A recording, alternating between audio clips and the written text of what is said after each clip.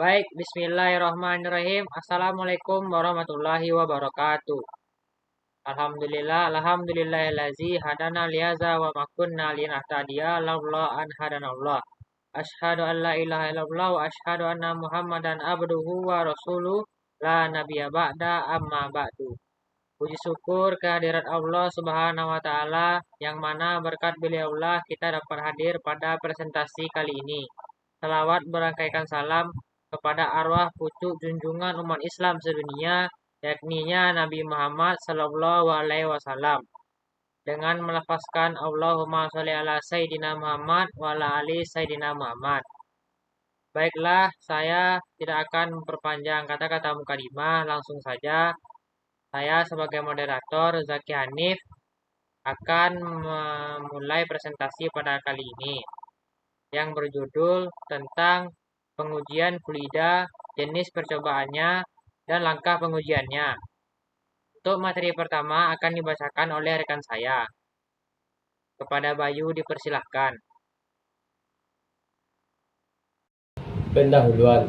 Latar belakang. Pengujian fluida adalah salah satu aspek penting dalam rekayasa dan ilmu fluida. Hal ini melibatkan serangkaian percobaan yang dirancang untuk memahami perilaku fluida dalam berbagai kondisi. Pengujian fluida meliputi aspek teori dan praktis dalam pengukuran dan pengujian fluida. Pengujian fluida memiliki banyak aplikasi dalam berbagai bidang, seperti industri, pengangkutan, dan perikanan. Pengujian fluida dapat digunakan untuk menentukan kemampuan pompa, menghitung tekanan dan kecepatan fluida, dan untuk menentukan kemungkinan pengaliran fluida di sistem yang kompleks. Pengujian fluida sangat penting untuk menentukan kinerja sistem dan untuk mengidentifikasi masalah yang mungkin muncul. Rumusan masalah. 1. Apa itu pengujian fluida? 2. Apa saja jenis percobaan dalam pengujian fluida? 3. Apa saja langkah-langkah dalam pengujian fluida? Tujuan pertama, untuk mengetahui apa itu pengujian fluida. Tujuan kedua, untuk mengetahui jenis-jenis percobaan dalam pengujian fluida. Tujuan ketiga, untuk mengetahui langkah-langkah dalam pengujian fluida. Pembahasan. A. Pengujian fluida. Fluida diartikan sebagai suatu zat yang dapat mengalir. Istilah fluida mencakup zat cair dan gas, karena zat cair seperti air atau zat gas seperti udara dapat mengalir. Zat padat seperti batu dan besi tidak dapat mengalir sehingga tidak bisa digolongkan dalam fluida. Air, minyak pelumas, dan susu merupakan contoh zat cair. Semua zat cair itu dapat dikelompokkan ke dalam fluida karena sifatnya yang dapat mengalir dari satu tempat ke tempat yang lain. Selain zat cair, zat gas juga termasuk fluida. Zat gas juga dapat mengalir dari satu tempat ke tempat lain. Hembusan angin merupakan contoh udara yang berpindah dari satu tempat ke tempat lain. Pengujian fluida adalah proses pengukuran dan pemeriksaan kinerja fluida seperti cairan, gas, atau campuran cairan dan gas untuk mengidentifikasi karakteristik, sifat, dan hubungan dengan faktor-faktor lainnya. Pengujian fluida bertujuan untuk menentukan sifat-sifat fluida seperti tekanan, kecepatan aliran, viskositas, dan kekentalan, serta hubungan dengan faktor-faktor lainnya seperti suhu, tekanan, dan penambahan gas.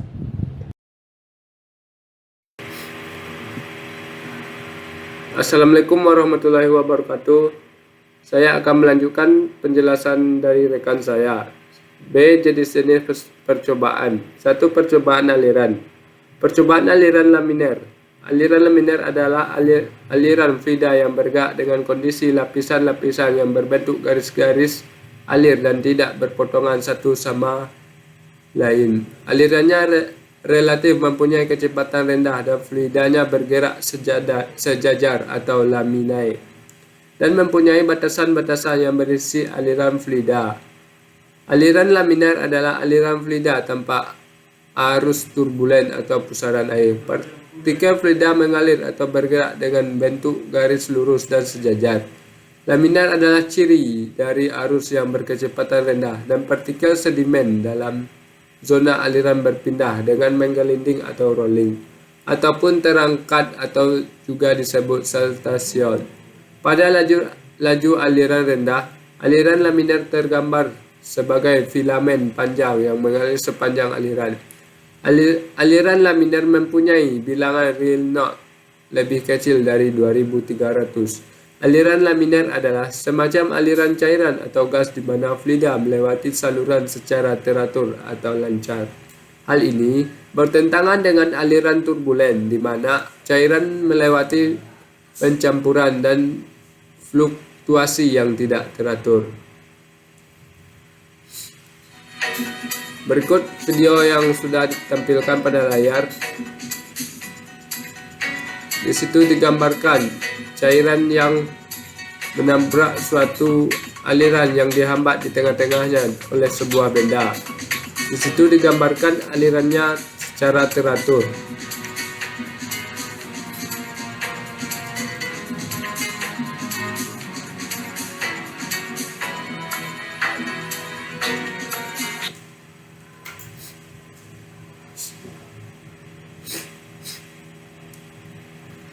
Selanjutnya, percobaan aliran turbulen. Aliran turbulen adalah aliran fluida yang partikel-partikelnya bergerak secara acak dan tidak stabil dengan kecepatan berfluktuasi yang saling interaksi. Akibat dari hal tersebut, garis alir antar partikel fluida saling berpotongan. Turbulen mentransport partikel-partikel dengan dua cara, dengan penambahan gaya fluidan dan penurunan tekanan lokal ketika pusaran turbulen bekerja padanya. Keduanya adalah penyebab terjadinya transportasi pasir sepanjang bawah permukaan. Di dalam hampir semua mekanisme transport pasir terjadi secara turbulen. Turbulen terutama terjadi di sungai akibat pengurusan sepanjang batas arus air dan meningkat akibat kekasaran bawah permukaan sepanjang garis pantai dan laut. Penyebabnya adalah ombak, tekanan angin permukaan, dan pengerusan air. Di udara, turbulen yang membawa bekas ledakan vulkanis ditransport angin. Besarnya gerakan turbulen bervariasi dari mikro hingga makro. Yang terakhir tadi sangat mudah dilihat di sungai dengan penampakan pusarannya yang kompleks atau dengan boil yang berbenturan dengan permukaan sungai secara terus-menerus.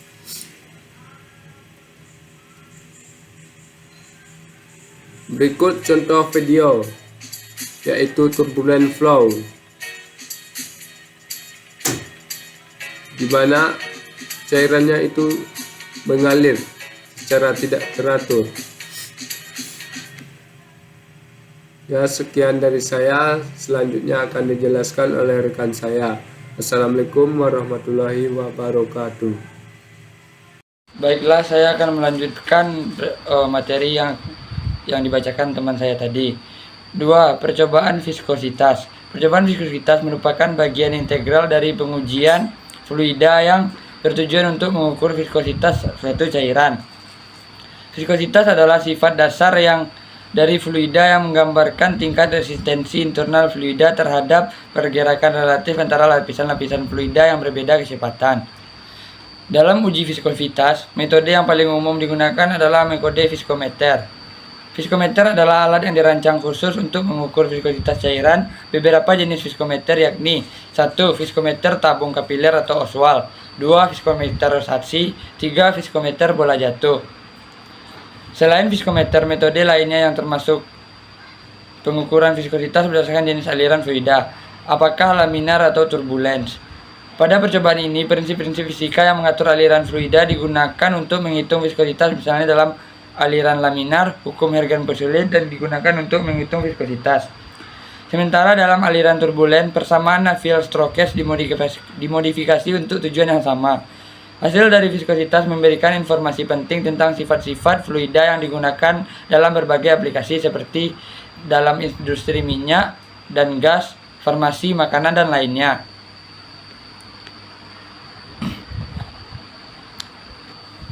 Berikut adalah video percobaan viskometer Oswald. Rekan-rekan sekalian bisa melihat di dalam video tersebut. Air makin lama makin naik dan akan turun kembali. Selanjutnya, 3. Percobaan dinamika fluida. Percobaan dinamika fluida adalah percobaan yang dilakukan untuk mempelajari perilaku fluida atau zat dapat mengalir dalam berbagai kondisi seperti aliran fluida, tekanan fluida, viskositas, turbulensi, dan lain-lain sebagainya.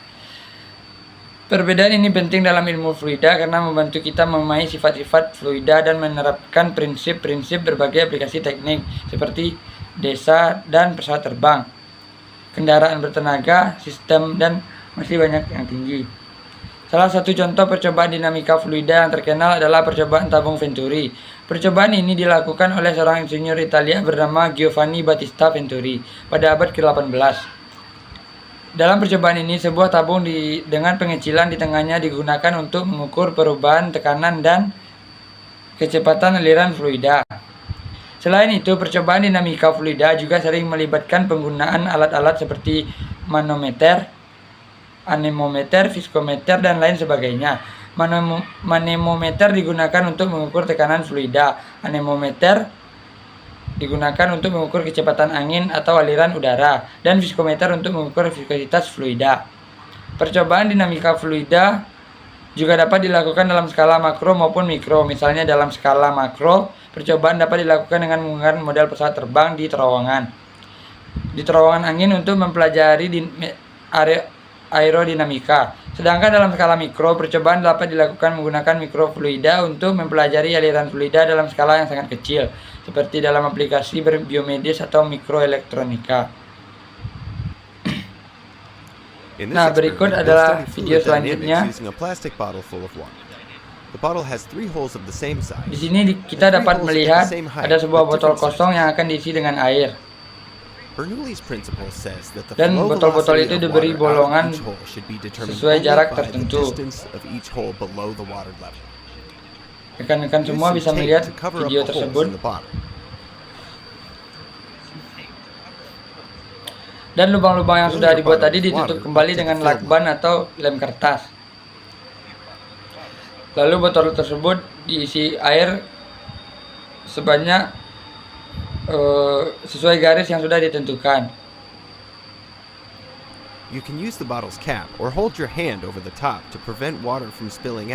Nah, di sini kita bisa melihat saat botol ditutup dan lubangnya dibuka, maka air tidak akan keluar.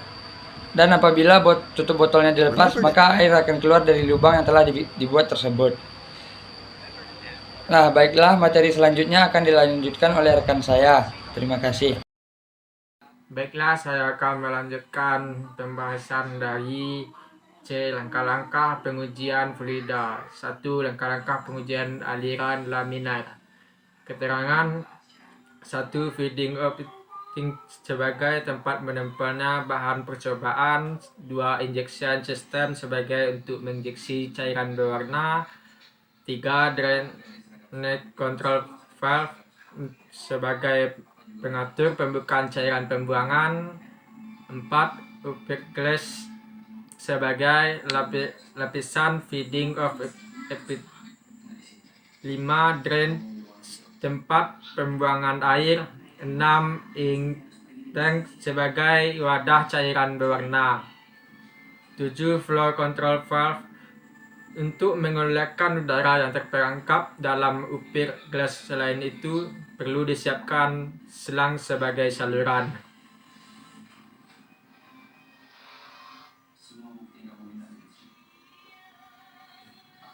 Berikut lembaran kaca.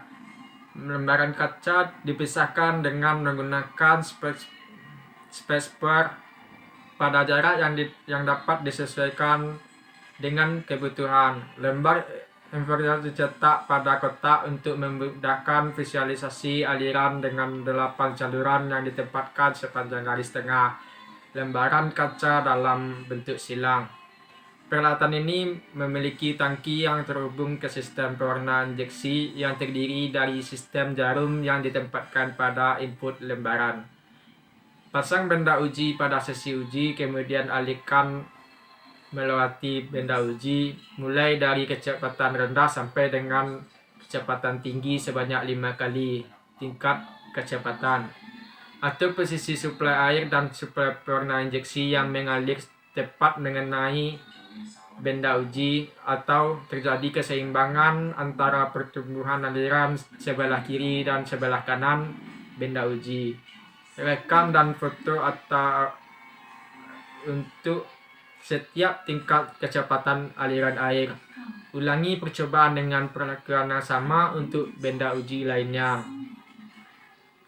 2. Langkah-langkah pengujian aliran turbulen. Langkah yang harus dikerjakan dalam percobaan turbulen yang pertama, mengecek terlebih dahulu kondisi peralatan yang harus dalam keadaan baik secara keseluruhan dan harus listrik yang menyala alat tersebut.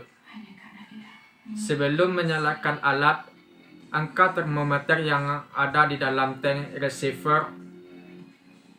Kemudian tekan tombol hijau untuk menghidupkan alat dan putar katup bypass untuk mengontrol dan menentukan debit aliran fluida yang telah ditentukan dan dilihat pada flow meter. Jika telah sesuai, catat titik tekanan yang terjadi pada pressure dan foto aliran fluida yang terjadi dari data tersebut. Lakukan proses yang sama pada firmware yang telah ditentukan hingga semua data telah diambil. Setelah itu, putar katup keadaan awal untuk menghentikan debit aliran fluida dan matikan motor dengan menekan tombol merah. 3. Langkah-langkah pengujian viskositas. Alat dan bahan: 1. Viskositas bola jatuh dengan perlengkapan 1 set. 2. Mikrometer. 3. Stopwatch. 4. Neraca. 5. Benda padat bentuk bola. 5. Mestar atau penjepit. Langkah-langkah: 1. Diameter bagian dalam tabung diukur dulu. 2. Salah satu diameter bola kecil yang tersedia diukur. 3. Massa bola kecil ditimbang. 4. Kedudukan titik T dari tabung percobaan diperhatikan. 5. Ditentukan titik S1 pada jarak 40 cm di bawah T. 6. Bola dijatuhkan dan waktu untuk menempuh jarak S1 dicatat sebanyak 3 kali. 7. Poin sebelumnya diulang dengan S yang berbeda. Baiklah, saya akan melanjutkan presentasi dari rekan saya tadi. Jadi kesimpulannya adalah pengujian fluida merupakan bagian penting dari banyak industri dan bidang ilmu pengetahuan. Dengan memahami berbagai jenis percobaan dan langkah-langkah pengujiannya, kita dapat mengoptimalkan penggunaan cairan dalam berbagai aplikasi dan memastikan keberhasilan proyek-proyek yang melibatkan fluida. Dengan demikian, pemahaman yang mendalam tentang pengujian fluida, termasuk jenis percobaannya dan langkah-langkah pengujiannya, penting untuk mencapai hasil yang akurat dan dapat diandalkan dalam berbagai aplikasi teknik dan industri.